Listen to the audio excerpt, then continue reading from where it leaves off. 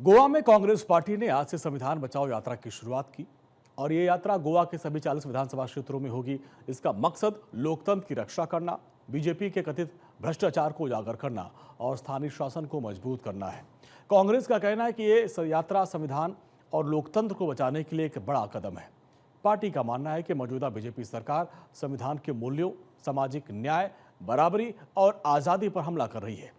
इस यात्रा के जरिए कांग्रेस लोगों को जागरूक करना चाहती है, संविधान की रक्षा करना चाहती है। यह यात्रा मांडरम से शुरू होगी और पूरे गोवा में अलग अलग जगहों पर की जाएगी।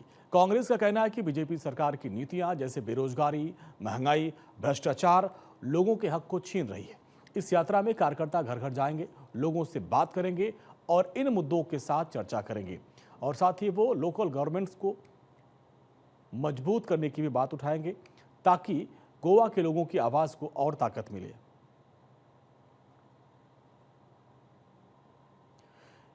यह यात्रा एक लंबा और संगठित अभियान होगा। कांग्रेस के कार्यकर्ता और नेता हर विधानसभा क्षेत्र में जाएंगे, रैलियां, सभाएं और जनसंपर्क करेंगे।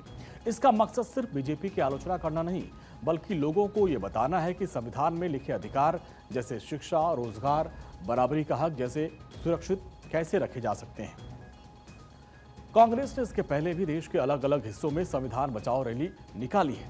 आपको याद होगा कि अप्रैल 2025 में कांग्रेस ने पूरे देश में 25 से 30 अप्रैल तक रैलियां की थी और जिनका मकसद सामाजिक, राजनीतिक और आर्थिक न्याय का संदेश देना था। अब गोवा में भी इस यात्रा की शुरुआत हो रही है, उसी मिशन का हिस्सा है, लेकिन इसे गोवा के स्थानीय मुद्दे जैसे पर्यावरण, रोजगार, टूरिज्म के साथ जोड़ा जाएगा। गोवा का इतिहास भी इस यात्रा को खास बनाता है। गोवा को 1961 में पुर्तगालियों से आज़ादी मिली थी, जिसमें डॉक्टर राम मनोहर लोहिया जैसे नेताओं ने अहम भूमिका निभाई थी। कांग्रेस इस इतिहास को याद करते हुए कहती है कि जैसे तब गोवावासियों ने अपनी आज़ादी के लिए लड़ाई लड़ी थी, वैसे ही अब संविधान और लोकतंत्र को बचाने के लिए एकजुट होने की जरूरत है। कांग्रेस ने पहले भी संविधान बचाओ जैसे अभियान चलाए। पार्टी ने पंजाब, हरियाणा, राजस्थान, हिमाचल जैसे तमाम राज्यों में ये रैलियां की थी। हालांकि कुछ जगहों पर पार्टी के अंदर गुटबाजी की वजह से दिक्कतें आई, लेकिन गोवा में कांग्रेस इस बार एकजुट होकर इस यात्रा को सफल बनाने की कोशिश कर रही है।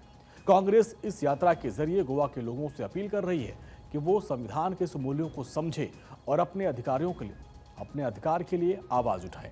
पार्टी का कहना है कि संविधान सिर्फ एक किताब नहीं है, बल्कि ये हर एक नागरिक को सम्मान, बराबरी, न्याय की गारंटी देता है। इस यात्रा में कार्यकर्ता लोगों से मिलेंगे, बताएंगे कि कैसे बीजेपी की नीतियां जैसे आरक्षण पर कथित हमले और लोकतांत्रिक संस्थाओं का दुरुपयोग संविधान को कमजोर कर रही है। साथ ही कांग्रेस गोवा के युवाओं, महिलाओं और किसानों के मुद्दों को भी उठाएगी।